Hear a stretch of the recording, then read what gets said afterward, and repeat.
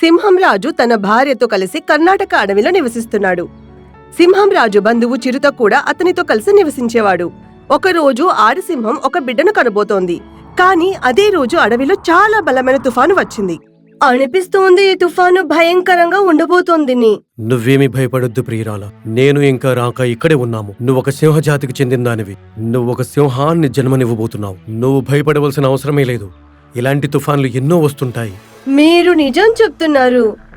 సింహం రాజు ఇంకా రాక సింహం గది వెలుపల నిలబడి ఉండగా ఒక నక్క పరిగెత్తుకుంటూ వచ్చి సింహం రాజుతో చెప్పింది, మహారాజా, కొందరు వేటగాళ్ళు అడవిలోకి ప్రవేశించారు. వారు మన అనేక జంతువులను పట్టుకున్నారు. మీరు ఏదైనా చెయ్యాలి. రండి మహారాజా, వెళ్దాం. ఆ అవకాశం చూసిన చిరుత సింహం రాజుకు చెప్తాడు, అన్నా, మీరిక్కడే ఉండండి. మీరు ఇక్కడ ఉండాల్సిన అవసరం ఉంది. నేను వెళ్ళి చూసుకొని వస్తాను. లేదు, మీరు నా గురించి ఆలోచించకండి. ఇంకా మీరు వెళ్ళి మన వాళ్ళను రక్షించండి. నాకేం అవ్వదు. వెళ్ళండి సింహం రాజు, వెళ్ళి మన అడవిని కాపాడండి. ఆడసింహం మాటలు విన్న తర్వాత సింహం రాజు ఇంకా చిరుత ఇద్దరూ వేటగాళ్లతో పోరాడటానికి వెళ్తారు. ఇంకా ఆడసింహం అక్కడ ఒంటరిగా ఉండిపోతుంది. సింహం రాజు అడవికి వెళ్లి చూస్తాడు తన సహచరులను వేటగాళ్లు బంధించారని. ఆ తర్వాత సింహం రాజు వేటగాళ్లతో పోరాడి తన సహచరులను విడిపించి తిరిగి ఆడసింహం వద్దకు వస్తాడు. కాని ఆడసింహం దగ్గరకు రాగానే అక్కడున్న దృశ్యాన్ని చూసి జంతువులన్నీ ఆశ్చర్యపోయాయి. కొన్నాళ్ల క్రితం అందరూ స్థిరపడ్డ చోటు ఇప్పుడు అంతా నాశనమైపోయింది. ఓరి దేవుడా, ఇదంతా ఏం జరిగింది? మేమెక్కడి నుండి వెళ్ళేటప్పుడు అంత బాగానే ఉందిగా. నాకనిపిస్తుంది ఇక్కడ చాలా పెద్ద తుఫాన్ వచ్చిందేమోని. నా ఇల్లు కూడా కూలిపోయింది. ఇంకా నా భార్య కూడా ఎక్కడా కనిపించట్లేదు. నా భార్యని వెతకండి మిత్రులారా, నా భార్యని వెతకండి. అందరూ చుట్టుపక్కల ఆడసింహంని వెతకడం మొదలు పెడతారు. అప్పుడే నక్క చెప్తుంది, ఆడసింహం ఒక చెట్టు కింద గాయపడి పడుంది. అది విన్న తర్వాత అన్ని జంతువులు ఆడసింహంని కాపాడేందుకు అక్కడికి వెళ్తారు. ఇంకా ఒక చెట్టు కింద పడి ఉన్న ఆడసింహాన్ని చూసి అందరూ ఒకరికొకరు సహాయం చేసుకుని ఆ బరువైన చెట్టు కింద నుండి సింహాన్ని బయటకు తీస్తారు. కొద్దిసేపటి తర్వాత ఆడసింహం స్పృహలోకి వస్తుంది. నువ్వు బాగానే ఉన్నావుగా ప్రీతమా? నేను బాగున్నాను, కానీ నా బిడ్డ ఎక్కడున్నాడు? బాబా, కానీ ఇక్కడ ఎవ్వరూ కనిపించలేదే. కానీ అక్కడ మాత్రం నువ్వు ఒక్కతివే ఉంటివే. అలా ఎలా జరుగుతుంది? నేను నా బిడ్డను కాపాడేందుకే ఈ చెట్టు కింద పడి ఉన్నాను. కానీ మహారాజా, మాకైతే చుట్టుపక్కల ఎక్కడ బిడ్డ కనపడలేదే. తుఫానుతో చిన్నారి కూడా గాల్లోకి ఎగిరిపోయిండొచ్చు. అది విన్న సింహం రాజు ఇంకా ఆడసింహం ఇద్దరూ బాధపడతారు. ఇది జరిగి చాలా సంవత్సరాలయ్యింది. సింహం రాజు ముసలివాడయ్యాడు. ఒకరోజు సింహం రాజు మీటింగ్ లో అందరికీ చెప్తాడు, మిత్రులారా, ఇప్పుడు నేను ముసలివాడినైపోయాను. ఇంకా మనము ఇక్కడ ఈ రాజ్యాన్ని నడిపించడానికి ఒక రాజు అవసరం ఉంది. మనము ఒక అలాంటి వ్యక్తిని వెతకాలంటే నా తర్వాత ఈ రాజ్యాన్ని మంచిగా చూసుకోవాలి. ఇంకా ఇక్కడ ఉన్న వాళ్ళందరినీ మంచిగా చూసుకోవాలి. మహారాజా, ఒకవేళ మీ బిడ్డ బ్రతికుండుంటే ఈ రోజు మీకు వేరే రాజును వెతకడానికి అవసరం ఉండేది కాదు. మీ బిడ్డని ఈ అడవికి రాజు అయ్యేవాడు. కానీ ఇప్పుడు మీ బిడ్డ లేదు. అందుకే మీరు చిరుతని ఈ అడవికి రాజును చెయ్యండి. చెప్పాలంటే మీకు అన్నయ్యే కదా. నేను కూడా అదే ఆలోచిస్తున్నాను. ఒకవేళ నాకు మంచి సింహం దొరికినట్లయితే నేను ఈ చీతానే ఇక్కడికి రాజుగా ప్రకటిస్తాను. సింహం రాజు ఆడసింహం ఇద్దరూ ముసలివాళ్ళయ్యారు. ఒకరోజు అకస్మాత్తుగా ఆడసింహం ఆరోగ్యం క్షీణిస్తుంది. ఆమె సరిగ్గా నడవలేకపోవడం చూసి సింహం రాజు అంటాడు, నువ్విక్కడ విశ్రాంతి తీసుకో. నేను వైద్యుడి దగ్గరికి వెళ్ళి నీకోసం మందులు తీసుకొస్తాను. లేదు, నేను ఇంకా ఎక్కువ రోజులు బ్రతకనని నాకు అనిపిస్తోంది. నేను బ్రతుకునని రోజులు మీరు నాతో ఉండండి, అంతే చాలు. నువ్వు బాగానే ఉన్నావు, నీకేమీ కాలేదు. నీకు మందుల అవసరం మాత్రమే ఉంది. నువ్వు మందులు తినగానే మొదట్లాగానే బాగైపోతావు. నన్ను వెళ్ళనివ్వు. అన్నా, నువ్వేమీ చింతించొద్దు. నేను వెళ్ళి మందులు తీసుకొస్తాను. మీరిద్దరూ ఇక్కడే ఉండండి. అలా చెప్పి చిరుత మందులు తీసుకురావడం కోసం వెళ్తాడు. కాని చాలా సమయం గడిచిన తర్వాత కూడా చిరుత తిరిగి రాడు. అందుకు సింహం రాజు దిగులు పడి ఆడసింహంతో అంటాడు, ఇప్పటి వరకు చీత మందులు తీసుకుని వచ్చేవలసిందిగా, కానీ ఇంతవరకు రాలేదు. ఎక్కడికెళ్ళుంటాడు? నువ్విక్కడే ఆగు, నేను వెళ్ళి చూసుకొస్తాను. సింహం రాజు మందులు తీసుకురావడం కోసం వెళ్తాడు. సింహం రాజు వెళ్లిపోయిన కొద్దిసేపటికే సమీపంలోని అడవి నుంచి కొన్ని హైనాల గుంపు ఆడసింహం వద్దకు వచ్చి అలాంటి స్థితిలో ఉన్న ఆడసింహంని చూసి వారు ఆమెపై దాడి చేస్తారు. కాసేపు సింహం ధైర్యంగా పోరాడుతుంది. కానీ చివరికి ఆమె తన ప్రాణాలను కాపాడుకునేందుకు అక్కడి నుండి పారిపోతుంది. ఇంకొక చోటికి వెళ్లి అక్కడ సింహం చిక్కుకుని బిగ్గరగా గర్జించడం మొదలు పెడుతుంది. మరోవైపు సింహం గర్జన విని ఆడసింహం ప్రమాదంలో ఉందని అర్థం చేసుకుని ఆడసింహం వద్దకు పరిగెత్తుతాడు. కాని ఆడసింహం చుట్టూ ఉన్న అన్ని వైపుల నుంచి హైనాలు ఉండటం వల్ల హైనాలు ఆడసింహాన్ని వేటాడడం చూసి సింహం రాజు హైనాల మధ్యకు వెళ్లి యుద్ధం చేయడం మొదలు పెడతాడు. కాని హైనాలు ముసలివాడైన సింహంపై ఆధిపత్యం చెలాయించడం ప్రారంభించి సింహం రాజును గాయపరుస్తాయి. ఇప్పుడు సింహం మరియు ఆడసింహం చాలా గాయపడ్డారు. వారు హైనాలతో పోరాడలేరు. కాబట్టి ఇప్పుడు ఇద్దరు తమ మరణాన్ని అంగీకరించారు. మన అబ్బాయి కూడా మనతో పాటు ఈరోజు ఉంటే మనల్ని వాడు కాపాడేవాడు. అవును, ఈ వృద్ధాపంలో మన అబ్బాయి మనల్ని చావనివ్వడు. సరిగ్గా అదే సమయంలో శంషేర్ సింగ్ అక్కడికి వస్తాడు. ఆగండి, వీళ్ళిద్దరిని కొట్టడానికి మీరు ప్రయత్నించినట్లయితే నేను మీ అందరిని చంపేస్తాను. నీ మాటలకి మేము భయపడే వాళ్ళము కాదురోయ్. మిత్రులారా, వాళ్ళకి ముందు వీడినే చంపేయండి. హైనాలందరూ శంషేర్ సింగ్ ను చంపడానికి వెళ్తారు. అప్పుడు శంషేర్ సింగ్ చెబుతాడు, నన్ను కొట్టక ముందు ఆలోచించుకోండి. నేను బ్రతుకున్నా లేకపోయినా నాకేం పర్వాలేదు. కానీ ఎవరైతే ముందుగా నాపై దాడి చేస్తారో వాళ్లను మాత్రం నేను వదిలేదే లేదు. చెప్పండి, ఎవరు నాపై ముందు దాడి చేయబోతున్నారు? శంషేర్ సింగ్ బెదిరింపు విని హైనాలంతా ఆలోచనలో పడిపోతారు. అరే వెళ్ళి కదా, వెళ్ళి నువ్వు కొట్టు వాడిని. లేదు, నువ్వే ముందు వెళ్ళి వాడిని కొట్టిరా, తర్వాత నేను వెళ్ళి కొడతానులే. అరే నువ్వు సరిగ్గా వినలేదా ఏంటి? వాడిప్పుడు ఏమన్నాడో, ఎవరైతే వాడిపై మొదటిగా దాడి చేస్తారో వాడిని వాడు వదలటని చెప్తున్నాడు. నాకు మాత్రం చాలా భయం వేస్తుంది. నేను మాత్రం వాడిని ముందుగా కొట్టను. శంషేర్ సింగ్ పై దాడి చేయడానికి హైనాలందరూ భయపడ్డాయి. ఇప్పుడు నాకు పిచ్చి లేచింది. వెంటనే ఇక్కడి నుండి పారిపోండి. వెళ్ళండి ఇక్కడి నుంచి. శంషేర్ సింగ్ గర్జన విని హైనాలంతా అక్కడి నుంచి పారిపోతారు. అప్పుడు శంషేర్ సింగ్ సింహం, ఆడసింహం ఇద్దరిని వెంట తీసుకెళ్లి చికిత్స చేయిస్తాడు. కొన్ని రోజుల తర్వాత ఇద్దరు కోలుకుంటారు. అప్పుడు ఆడసింహం చెప్తుంది, మా ప్రాణాలు కాపాడినందుకు ధన్యవాదాలు బాబు. బాబు, ఒకవేళ ఈ రోజు మా అబ్బాయి బ్రతుకుండుంటే అచ్చం నీలాగే ఉండేవాడు. అమ్మగారు, నన్ను మీ అబ్బాయిలాగానే భావించండి. నాకు కూడా మా అమ్మా నాన్నలు లేరు. నేను ఎలుగుబంటికి దారిలో దొరికాను. అప్పటినుంచి నన్ను ఆయన పెంచుకున్నాడు. చూడు బాబు, నిన్ను చూస్తుంటే మా అబ్బాయి గుర్తొస్తున్నాడు. అయితే బాబు, నువ్వు మాతో పాటు మా దర్బారికి రాగలవా? అవును మహారాజా, నేను మీతో పాటు తప్పకుండా వస్తాను. శంషేర్ సింగ్ అవునని చెప్పగానే సింహం రాజు అతన్ని తన ఆస్థానానికి తీసుకెళ్లి ఆ తర్వాత అన్ని జంతువులను పిలిచి చెబుతాడు, వినండి మిత్రులారా, ఇకపై ఈ అడవికి రాజు శంషేర్ సింగే. వీడు చాలా మంచివాడు. ఇంకా వీడికి కుటుంబం అంటే చాలా ఇష్టం. నాకు ఇలాంటి వాడే రాజుగా కావాల్సింది. సింహం రాజు చెప్పింది విని అన్ని జంతువులు ఆనందంతో పొంగిపోతాయి. కాని చిరుత ఒక చోటు నిలబడి కోపంతో సింహం రాజుతో అంటాడు, వీడినెలగా మీరు రాజుగా చేయగలరు? నన్ను ఇక్కడికి రాజుగా చేస్తామని మీరు మాటిచ్చారుగా. రాజు ఎవరికి చెయ్యాలో ఎవరికి చెయ్యకూడదో ఈ అడవిలో ఉంటున్న జంతువులే చెప్తాయి. ఒకవేళ ఎవరికైనా ఈ శంషేర్ సింగ్ రాజుగా ఇష్టం లేనట్లయితే వాళ్ళిప్పుడే చెప్పొచ్చు. అన్ని జంతువులు శంషేర్ సింగే రాజు కావాలని కోరుకున్నారు. అందుకే ఎవ్వరే కాని చిరుత సైడ్ తీసుకోలేదు.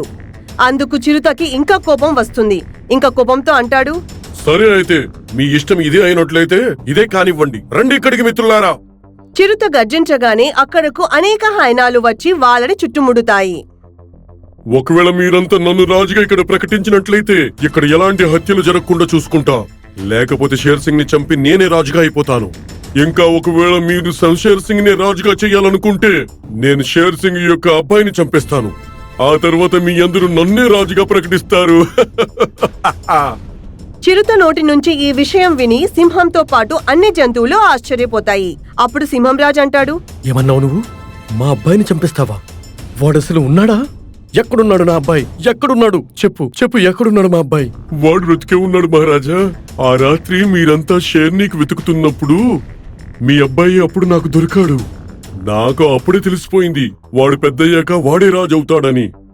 అందుకే నేనప్పుడు ఒక ఎలుగుబంటి ఉంటున్న గుహలో పడేశాను. నాకు అనిపించింది ఆ ఎలుగుబంటి వాడిని తినేసి ఉంటుందని. కానీ వాడి అదృష్టం చూడండి, వాడి చావు కూడా నా చేతిలో రాసిపెట్టింది. అందుగురించే వాడు నా ముందే ఉన్నాడు. ఏంటి, శంషేర్ సింగ్ నా కొడుకా? అవును ముసలమ్మ, ఆ శంషేర్ సింగ్ నీ అబ్బాయే. కానీ విషయం ఏంటంటే వాడు మాత్రం ఈ రోజు నా చేతిలోనే చావబోతున్నాడు. అలా చెప్పి చిరుత ఇంకా హైనాలు సింహం రాజుపై దాడి చేస్తాయి. కాని సరిగ్గా అప్పుడే అనేక ఎలుగుబంట్లు అక్కడికి వస్తాయి. ఖబర్దార్, ఈ షేర్ సింగ్ ఇంకా మా అబ్బాయి పైన ఎవరైనా చెయ్యాలని చూశారనుకో, నక్కల్లారా, ప్రాణాలు కావాలనుకుంటే వెళ్ళిపోండి ఇక్కడి నుంచి. కొట్టండి వీళ్ళని. ఎల్గారో అని ఎలుగుబంట్లన్నీ హైనాల మీద దాడి చేస్తాయి. ఇంకా అన్ని హైనాలు భయపడి అక్కడి నుండి పారిపోతాయి. కాని చిరుత తల వంచుకుని అక్కడే నిలబడి ఉంటాడు. మీరే చెప్పండి మహారాజా, ఈ మోసగాడిని ఏం చేయాలో? వీడిదంతా ఆశపడి చేశాడు, కాని వీడు మాత్రం నా తమ్ముడు. నేను వీడిని క్షమిస్తున్నాను. సింహం రాజు క్షమించినందుకు చిరుత చాలా సిగ్గుపడతాడు. నేను చాలా పెద్ద తప్పు చేశాను అన్నగారు. నన్ను క్షమించండి, నన్ను క్షమించండి అన్నగారు. సింహం రాజు క్షమించిన తర్వాత ఎలుగుబంటి అంటాడు, మహారాజా, శంషేర్ సింగ్ మీ అబ్బాయే. వాడిపైన మీ అధికారమే ఉంది. సింహం రాజు మరియు ఆరిసింహం చాలా సంవత్సరాల క్రితం కోల్పోయిన కొడుకును కనుగొన్నందుకు చాలా సంతోషంగా ఉన్నారు. ఇంకా అన్ని జంతువులు కూడా కొత్త రాజు వల్ల సంతోషంగా ఉన్నారు. సోను తన భార్య మమత ఇంకా తన కూతురుతో పాటు ఒక చిన్న ఇంట్లో ఉండేవారు. సోను ఒక బట్టల షాప్ లో పని చేసేవాడు. ఇంకా చాలా కష్టపడి పని చేసేవాడు. వింటున్నారా? లేకపోతే ఇంకా గురకలు పెట్టి నిద్రపోతున్నారు. యవ్వనంలో ఉన్న కూతుర్ని పెట్టుకొని ఎంత హాయిగా నిద్రపోతున్నారు. ఏమైంది? తెల్లవారిని ఇంతగా ఎందుకు అరే మాట్లాడుతున్నావు? మాట్లాడకపోతే ఇంకేం చేయను? నీకు అస్సలు దిగులు లేదు కూతురికి పెళ్లి చేయాలని. కూతురు యవ్వనంలో ఉంది, కొంచెమైనా ఆలోచించు. ఆలోచనలు అయితే చాలా ఉన్నాయి, కానీ మంచి సంబంధం రావాలి కదా. పక్కింట్లోని సునీత ఉంది కదా, ఒక మంచి సంబంధం తెచ్చింది. చెప్పింది అబ్బాయి చాలా మంచోడని. రేపు రాణిని చూడ్డానికి మన ఇంటికి వస్తున్నారంట. అదంతా పర్లేదు. అమ్మాయి పెళ్లి చేయడానికి చాలా డబ్బులు కూడా అవసరం ఉంటాయి కదా. మన పరిస్థితి చాలా కష్టంగా ఉంది. ఇలాంటప్పుడు రాణి పెళ్లి చేయడం ఎలా సాధ్యం? మరుసటి రోజు రాణిని చూడడానికి అబ్బాయి ఇంకా తన తల్లిదండ్రులు ఇంటికొస్తారు. చూడండి, మీ అమ్మాయి మాకు చాలా నచ్చింది. ఇప్పుడు పని గురించి మాట్లాడుకుందామా? మా అబ్బాయి ఇంజనీర్ మరియు కట్నానికి విరుద్ధంగా ఉంటాడు. కానీ గిఫ్ట్ గా మీరు 20 తులాల బంగారం, 5 లక్షల కట్నం, ఒక కార్ ఇస్తే మీ అమ్మాయిని పెళ్లికి ఒప్పుకుంటాము. పెళ్లి కొడుకు వాళ్ళ డిమాండ్ ని విని ఇద్దరు చలించిపోయారు. అబ్బాయి చాలా మంచోడు, చదువుకున్నాడు, ఇంకా తెలివైన వాడు కూడా. ఇదంతా పర్లేదు, కానీ అమ్మాయి పెళ్లి చేయడానికి కట్నం ఎక్కడి నుండి తీసుకురావాలి? కానీ కట్నం లేకుండా ఏ అబ్బాయి కూడా మన అమ్మాయిని పెళ్లి చేసుకోడు. కానీ మనం కట్నం అయితే ఇవ్వాలి కదా. ఒకవేళ ఈ సంబంధం వెళ్లిపోతే మంచి సంబంధం దొరకడం చాలా కష్టం అవుతుంది. ఎలాగైనా మీరు కట్నం ఏర్పాటు చేయాల్సిందే. సేట్ని అప్పడుగుతామన్నా సరే ఎంత అప్పు సేట్ కూడా ఇవ్వడు. సోను తన షాప్ లోని యజమానితో మాట్లాడుతాడు, కానీ ఆయన అప్పు ఇవ్వడానికి ఒప్పుకోరు. సోను తిరిగి ఇంటికి వస్తే ఆయన భార్య అనరాని మాటలు అంటుంది. అది విన్న సోను చాలా బాధపడతాడు. ఆ తర్వాత అడవిలోకి వెళ్తాడు. వెళ్తూ వెళ్తూ దారిని తప్పిపోతాడు. ఇంకా ఒక నది దగ్గరికి వెళ్లి కూర్చుంటాడు. అరే, నేనెక్కడికొచ్చేసాను? రాణి పెళ్లి గురించి చింతిస్తూ ఎంత దూరం వచ్చేసాను. నాకు దారి తెలియట్లేదు. ఇక్కడి నుంచి నాకు ఇల్లు దారి కూడా తెలియట్లేదు. సాయంత్రం అవడానికి వచ్చింది, దారి కూడా కనిపించదు. ఎక్కువ నడవడం వల్ల దాహం కూడా వేస్తుంది. ఏదో దేవుడి దయ వల్ల నది ఎదురుగానే కనిపించింది. నేను ఇందులోంచే నీళ్లు తాగిస్తాను. సోను ఆ నది వైపుకు వెళ్లి నీళ్లు తాగడానికి ప్రయత్నిస్తాడు. ఆ నదిలో నుండి ఒక రాక్షసుడు బయటికొస్తాడు.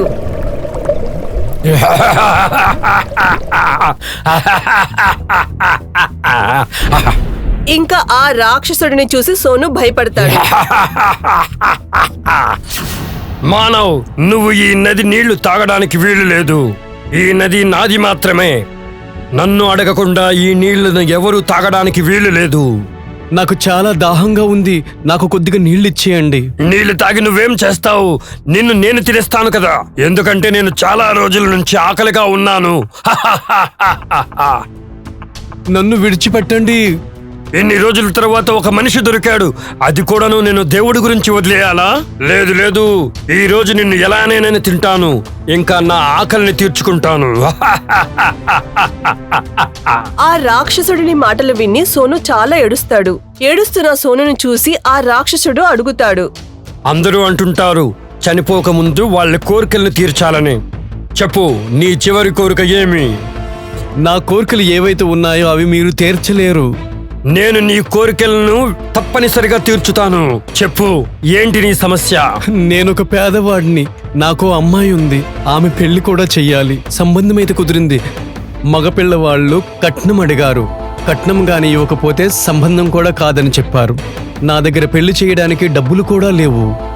అయితే నీకేం కావాలి? నేను ఆమె పెళ్లి చెయ్యాలనుకుంటున్నాను. మీరు నన్ను కట్నం గురించి డబ్బులు ఇవ్వగలరా? పెళ్ళైన మరుసటి రోజే నేను ఇక్కడికి మళ్ళీ వచ్చేస్తాను. అప్పుడు కావాలంటే మీరు నన్ను తినొచ్చు. సోను మాటలు విని రాక్షసుడు చాలా బాధపడతాడు. అలానే ఇదిగో ఈ డబ్బును తీసుకువెళ్ళి నీ కూతురు పెళ్లి ఘనంగా చెయ్యి. కాని గుర్తుంచుకో, పెళ్ళైన వెంటనే నువ్వు నా భోజనం అవ్వడానికి ఇక్కడికి వెంటనే వచ్చేయాలి. లేకపోతే నేను మీ ఇంటికొచ్చి మీ పూర్తి కుటుంబానికి తినేస్తాను. అర్థమైందా? నేను మిమ్మల్ని మాటిస్తున్నాను, అమ్మాయి పెళ్లి చేసిన వెంటనే రెండో రోజు మీ దగ్గరికి వచ్చేస్తాను. అలానే రాక్షసుడు ఇచ్చిన డబ్బులతో సోను తన కూతురి పెళ్లి చేసి అత్తగారింటికి పంపుతాడు. మరుసటి రోజు సోను తన ఇచ్చిన మాటని నెరవేర్చుకోవడానికి నది వైపుకు వెళ్తాడు. అరే, నిన్ననే కదా కూతురి పెళ్లి చేసావు, అప్పుడే తిరగడానికి ఎక్కడికి వెళ్ళావు?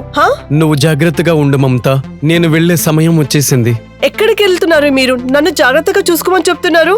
ఈ మాట నేను నీకు చెప్పలేను. అయినా కూడా నువ్వు అన్ని మాటలు నాతో ఎప్పుడు చెప్తావు? ఇప్పుడు చెప్పకపోయినా ఏం పర్వాలేదు. ఆగు, నేను రొట్టెలు తెస్తాను, మధ్యాహ్నం పూట తిను. అలానే మమత రొట్టెలను మూట కట్టి ఇస్తుంది. సోను ఆ రొట్టెలను తీసుకుని అడవిలోకి వెళ్తాడు. కాని చనిపోయే ముందు సోనుకి ఆ రొట్టెలను తినాలనిపించదు. అందుకే అడవిలోని ఒక చెట్టు కింద కూర్చుంటాడు. ఇప్పుడు నా అన్ని బాధ్యతలు తొలగిపోయాయి. అమ్మాయి తమ ఇంటిలో ఆనందంగా ఉంటుంది, మరి మమత తన జీవితాన్ని ఆనందంగా గడిపిస్తుంది. ఇప్పుడు నన్ను రాక్షసుడు తినేసినా సరే నాకు ఎలాంటి బాధ కలగదు.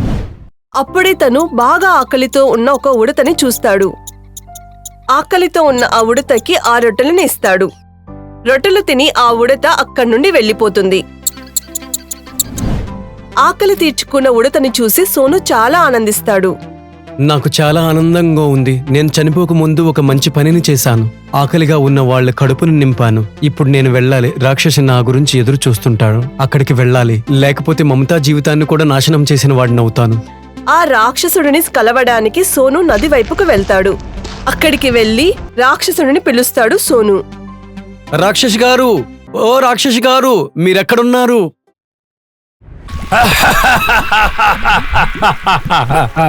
అయితే నువ్వు వచ్చేసావా మానవా? అవును, నేను వచ్చేసాను. ఇప్పుడు మీరు నన్ను తిని మీ కడుపు నింపుకోవచ్చు.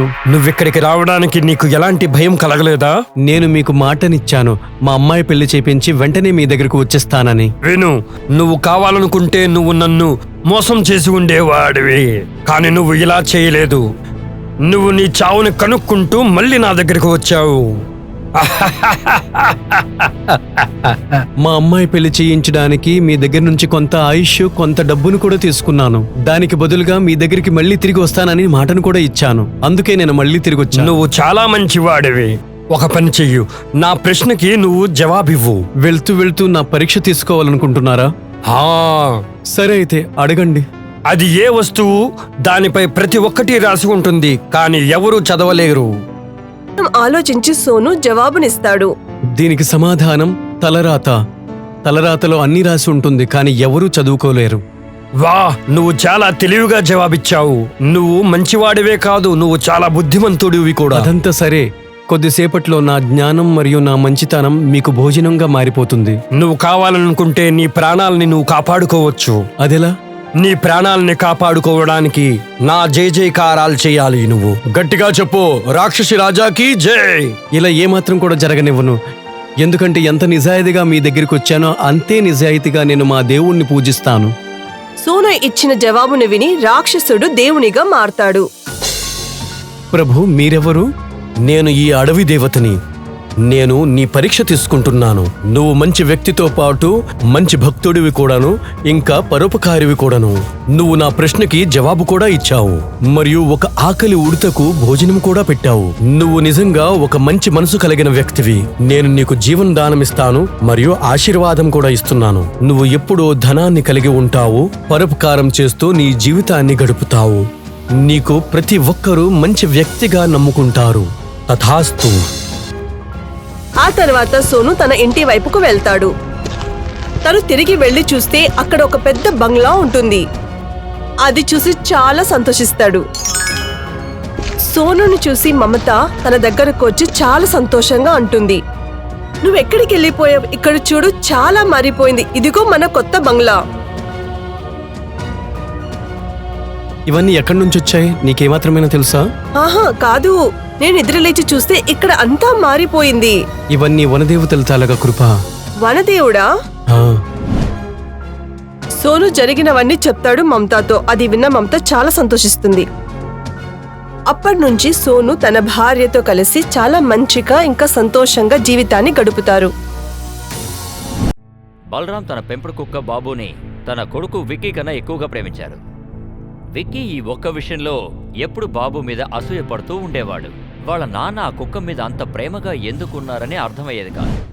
ఒకరోజు విక్కీ వాళ్ళ నాన్న దగ్గరికి వచ్చి ఏం చెప్పాడంటే, నాన్న నాకు కొంచెం డబ్బులు కావాలి, నేను నా ఫ్రెండ్స్ అందరికి ఇవాళ ట్రీట్ ఇవ్వాలి. డబ్బులేమన్నా చెట్లు కాస్తున్నాయా? ఇప్పుడు చూసినా డబ్బులు డబ్బులు అని అడుగుతున్నావు. నీకు డబ్బులు కావాలంటే నువ్వే కష్టపడి సంపాదించుకో. నేను అడిగితే మాత్రం మీరు నాకు డబ్బులు అస్సలు ఇవ్వట్లేదు, కానీ ఈ కుక్కకు మాత్రం హద్దు లేకుండా ఇష్టం వచ్చినట్టు ఖర్చు పెడుతున్నారు. దానికి కావాల్సిన ఏ వస్తువైనా ఎంత కాస్ట్లైనా అస్సలు ఆలోచించట్లేదు. నేను మీ కొడుకునో కాదో అని డౌట్గా ఉంది. ఇంతకు మించి ఒక్క మాట మాట్లాడితే నాకు కోపం వస్తుంది. ఇది నాకు బిడ్డ కంటే ఎక్కువ. దీని గురించి నీకు ఏం తెలుసని? నీలాగే ఇది కూడా నాకు బిడ్డే, అర్థమైందా? కుక్కని కుక్క అనకుండా ఇంకేమనాలి? ఏం మాట్లాడుతున్నారు? చిన్నప్పటి నుంచి నాకు కూడా మీరు ఈ కుక్క ఖర్చు పెట్టినంత ఖర్చు పెట్టుంటే నేను కూడా ప్రేమగా ఉండేవాడిని, దేనికన్నా ఎక్కువ ప్రేమించేవాడిని. ఏయ్ పిచ్చోడా, నువ్వు నన్ను ఎందుకు ప్రేమిస్తున్నావంటే నేను నిన్ను పెంచుతున్నాను, పెద్దవాణ్ణి చేస్తున్నాను, నీ కోసం ఖర్చు పెడుతున్నాను. కానీ ఇది నా నుండి డబ్బు ఆశించడం లేదు. నాకు నమ్మకంగా విశ్వాసంగా పనిచేస్తోంది. విక్కీకి చాలా కోపం వచ్చి అక్కడి నుంచి వెళ్ళిపోయాడు. ఆ రోజు రాత్రి వాళ్ళ ఇంటికి 2 దొంగలొచ్చారు. ఆ దొంగల్ని చూసిన వెంటనే బాబు మురిగి అందర్నీ లేపేశాడు.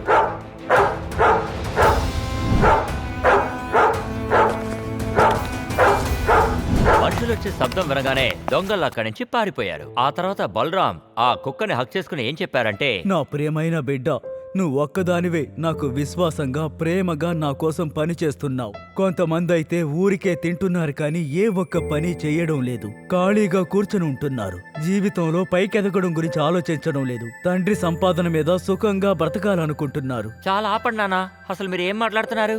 అందులోనూ నీచంగా ఆ కుక్కతో నన్ను పోల్చి మాట్లాడుతున్నారు. ఇప్పుడే నేను ఆ కుక్కని కొట్టి ఎలా తరుముతానో చూడండి. హే కుక్క, ముందు నువ్వు ఇంట్లోంచి బయటికి పో. విక్కీ బాబుని తరమాలనుకున్నప్పుడు బలరాం అమ్మాయిని ఆపేశాడు. అక్కడే ఆగరా, నువ్వు నా బాబుని ఇంటి నుంచి తరిమేయాలని చూస్తున్నావా? ఇది ఇంట్లోనే ఉంటుంది, జాగ్రత్త. ఇకపై ఈ విధంగా ఆలోచించావో ఈ ఇంట్లో నీకే చోటు ఉండదు. చాలా నానా, చాలా ఆపండి. ఒకటి ఈ కుక్క ఇంట్లో ఉండాలి, లేదా నేను ఇంట్లో ఉండాలి. మీరే డిసైడ్ చేయండి. మీరు చెప్పరు, నేను ఇక్కడ ఉండను. నేను ఇంట్లోంచి ఇప్పుడే వెళ్ళిపోతాను. మీకు వయసు అయిపోయిన తర్వాత ఈ కుక్క మిమ్మల్ని ఎలా చూసుకుంటుందో చూస్తాను. సరేరా, నువ్వు వెళ్ళాలంటే వెళ్ళు, కానీ ఒక్క విషయం గుర్తుంచుకో, నేను నా ఆస్తి నుండి నీకు ₹1 కూడా ఇవ్వను. నీ పగురు ఎలా అనకుండా ఉంటుందో నేను చూస్తాను. విక్కీ అప్పుడు ఇంట్లోంచి వెళ్ళిపోయాడు. అప్పుడు బాబు విక్కీని ఆపడానికి ప్రయత్నించాడు, కానీ విక్కీ వాడిని పట్టించుకోకుండా ఇంట్లోంచి వెళ్ళిపోయాడు. వెళ్ళేటప్పుడు బాబు బయట నిలబడి విక్కీని చూస్తూ ఉన్నాడు. బాబు కళ్ళమట నీళ్ళొచ్చేశాయి. విక్కీ వెళుతున్నప్పుడు పక్కింట్లో ఉన్న రాము అంకుల్ అతన్ని ఆపి అతనికి చెప్పారు, ఇలా చూడు బాబు, నువ్వు అనవసరంగా మీ నాన్న మీద కోపడకూడదు. ఏది ఏమైనా అతను నీకు కన్న తండ్రి బాబు. అతను నీ మీద ప్రాణాలు పెట్టుకున్నారు, నీ మంచి కోసమే ఈ విధంగా మాట్లాడారు. ఏంటి మామయ్య, అసలు మీరు ఏమంటున్నారు? ఆయన ఒక నాన్న, అసలు ఆయన ఏం చేశారో మీకు తెలియదు. ఆయన నాన్న అనే పేరుతో నటిస్తున్నారు. ఆయన నాకన్నా ఆయన పెంచుతున్న కుక్క మీదే ఎక్కువ ప్రేమ చూపిస్తున్నారు. ఆయన్ని నేను ఖర్చుల కోసం డబ్బులు అడిగాను, దానికోసం ఆయన నన్ను ఇంట్లోంచి వెళ్ళిపోమన్నారు. కుక్కే ముఖ్యమన్నారు. బాబు కొంచెం కూర్చో, నీకొక కథ చెప్తాను. పూర్వం ఒక రైతు ఒక సేటు దగ్గర పొలంలో వ్యవసాయం చేస్తూ ఉండేవాడు. ఆ సేటు అందర్నీ మోసం చేస్తూ ఉండేవాడు. ఒకరోజు ఆ రైతు బిడ్డకి ఆరోగ్యం బాగోలేకుండా పోయింది. అప్పుడు అతనికి డబ్బు కావాల్సి వచ్చింది. సేటుని అడుగుదామని అతని దగ్గరికి వెళ్ళాడు. సేటు గారు, మా అబ్బాయికి ఆరోగ్యం బాగోలేదు, నాకిప్పుడు అర్జెంటుగా డబ్బు కావాలి, నాకు డబ్బు కొంచెం అప్పుగా ఇవ్వండి. ఏంటయ్యా, మీ అబ్బాయికి ఆరోగ్యం బాగోలేదా? అందుకు నీకు డబ్బు అవసరమా? అవును.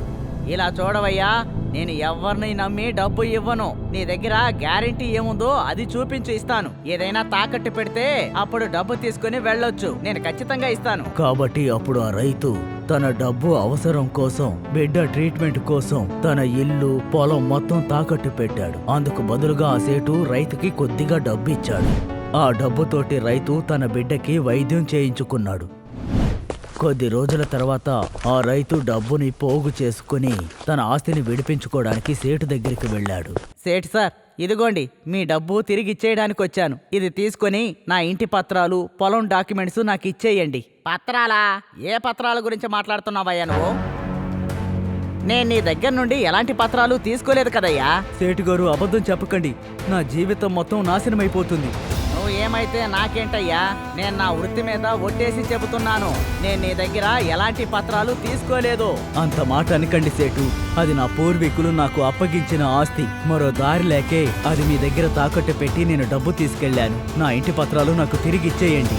ఏమయ్యా, నీకేమన్నా పిచ్చి పట్టిందా? ఎవడైనా కొంచెం డబ్బు కోసం ఇల్లు పత్రాలు, పొలం పత్రాలు తాకట్టు పెడతాడా? ఎవరిని మోసం చేయాలని చూస్తున్నావు? ముందు నువ్వు ఇక్కడి నుంచి వెళ్ళిపో. నీ పత్రాలు నా దగ్గర ఒక్కటి కూడా లేదు. అప్పుడు ఆ రైతు చాలా కృంగిపోయాడు. ఎంత బ్రతిమిలాడినా ఆ సేటు పట్టించుకోలేదు. చాలా దిగులుతో ఆ రైతు ఇంటికొచ్చేశాడు. బాధని భరించలేకపోయాడు. అప్పుడు అతను ఆ ఊరి పెద్ద దగ్గరికి వెళ్లి జరిగిందంతా పూసగుచ్చినట్టు వివరించాడు. తమ్ముడు, నువ్వు దేనికి దిగులు పడకు. ఆ దేవుడు నీకు అన్నీ సరిచేసిస్తాడు. ఆ ఊరి పెద్ద ఆ మాట చెప్పగానే అప్పుడు ఒక చిన్న కుక్క పిల్ల కొన్ని పేపర్లని నోట కరుచుకొని ఆ రైతు దగ్గరికి వచ్చింది. ఆ రైతు వాటిని తీసి చదవగా అవన్నీ అతని ఆస్తి పత్రాలు. ఆ రైతు ఆ కుక్క పిల్లని హత్తుకున్నాడు. ఆ ఇంటి పత్రాల్ని, ఆ కుక్క పిల్లని తీసుకుని ఆ గ్రామం వదిలి వెళ్లిపోయాడు. అతను కొద్ది రోజులు బయట ఊర్లోనే ఉండి అక్కడి నుండే తన ఆస్తులన్నిటినీ అమ్మేసుకున్నాడు. అతను అక్కడ కొత్త వ్యాపారాన్ని ప్రారంభించాడు. ఆ కుక్క పిల్లని తన బిడ్డ కన్నా ఎంతో ప్రేమగా చూసుకున్నాడు. ఆ కుక్క పిల్ల కూడా అతని మీద చాలా విశ్వాసంగా ఉండేది. మోసగాల నుండి పూర్వీకుల ఆస్తిని ఆ కుక్కే కాపాడింది. మామయ్య, ఆ కుక్క ఎంత నమ్మకంతో ఉంది కదా. సరేగాని ఈ కథ మీరు నాకెందుకు చెప్తున్నారు? ఎందుకంటే ఈ కథ మీ నాన్నకి చెందింది బాబు. ఆ రైతు ఇంకెవరో కాదు, మీ నాన్నే బాబు. కథలో నేను చెప్పిన కుక్క పిల్ల కూడా ఇప్పుడు మీ ఇంట్లో ఉందే ఆ కుక్కే బాబు. మీ ఆస్తిని కాపాడింది. ఇప్పటికైనా నిజమైన కథ తెలుసుకున్నావా? ఇప్పటికైనా తెలిసిందా మీ నాన్నకి ఆ కుక్క అంటే ఎంత ప్రేమో అని? ఇది విన్న వెంటనే అతని కంట్లో దుఃఖం పుంజుకొచ్చింది. అలా అయితే మా నాన్న ఆయన ఇల్లు, వాకిలి, ఆస్తులన్నీ తాకట్టు పెట్టే నా ప్రాణాలు కాపాడారంటున్నారా? చెప్పండి. అసలు నేను ఎలా కృతజ్ఞత లేకుండా ఉన్నాను? ఆయన నా కోసం ఎంత చేశారు, కానీ నా మీద ప్రేమే లేదని చెప్పానే. ఆ రోజే బాబు ఎంత మంచివాడన్నది విక్కీ అర్థం చేసుకున్నాడు. మరుక్షణమే వాళ్ళ నాన్నగారిని వెతుక్కుంటూ పరిగెత్తుకుంటూ వచ్చాడు. ఆయన హక్ చేసుకుని ఏమన్నాడంటే, నానా, దయచేసి నన్ను క్షమించండి. నేను మిమ్మల్ని అర్థం చేసుకోకుండా నోటికొచ్చినట్టు మాట్లాడాను, క్షమించండి. ఆ తర్వాత విక్కీ బాబు దగ్గరికి వెళ్లి చేతులు జాపి క్షమాపణ అడిగాడు. బాబు, నన్ను క్షమించు. నేను ఒక మామూలు మృగవని అనుకున్నాను, కానీ ఇవాళ ఒక విషయం నా కళ్ళు తెరిచింది. నువ్వు మా ఇంట్లో దేవుడు లాంటి వాడివి. నిన్ను అపార్థం చేసుకున్నాను. నన్ను క్షమించు తమ్ముడు, దయచేసి క్షమించు. ఇది చూసిన వెంటనే విక్కీ వాళ్ళ నాన్నకి ఏడుపొచ్చింది. వాళ్ళ అబ్బాయిని చాలా సంతోషంగా హక్ చేసుకున్నారు. ఇలా చూడు బాబు, ఇప్పటి వరకు ఈ నిజాన్ని నేను ఎవ్వరికీ చెప్పలేదు. ఎందుకు చెప్పలేదు అంటే నా కుక్క దొంగది అని ఎవరూ ముద్ర వేయకూడదు అని. నా కోరిక ఏంటో తెలుసా? నువ్వు కూడా కష్టపడి గొప్పవాడివి కావాలన్నదే. అందుకనే ఈ నిజాన్ని నేను ఎవ్వరికీ చెప్పలేదు. ఇలా చూడు బాబు, నేను కూడా ఈ నిజాన్ని నీకు చెప్పకూడదని అనుకున్నాను. కానీ ఒక బిడ్డ తన తండ్రిని తప్పుగా అర్థం చేసుకోకూడదని ఈ విషయాన్ని నేను నీకు చెప్పాను బాబు. మామయ్య, సరైన సమయానికి మీరు గనక ఆ విషయం నాకు చెప్పకపోతే బాబు ఎంత నమ్మకస్తుడన్న విషయం నాకు తెలిసిండేది కాదు. ఇక నుంచి నేను దీన్ని కుక్క అని కాదు, బాబునే ఎప్పుడు పిలుస్తాను. ఇంకా చెప్పాలంటే వీడు నా తమ్ముడు లాంటివాడు. ఒక కుక్క నిజమైన కథ విన్న వెంటనే ఓ తండ్రి కొడుకు మధ్య ప్రేమ కూడా పెరిగింది. ఆ తర్వాత బాబు ఇద్దరితో కలిసి ఆ ఇంట్లో చాలా సంతోషంగా ఉంది. ఆ తర్వాత విక్కీ కూడా బాబుతో ఎంతో ప్రేమగా ఉండడం మొదలుపెట్టాడు. ఇప్పుడు ముగ్గురు సంతోషంగా ఉన్నారు.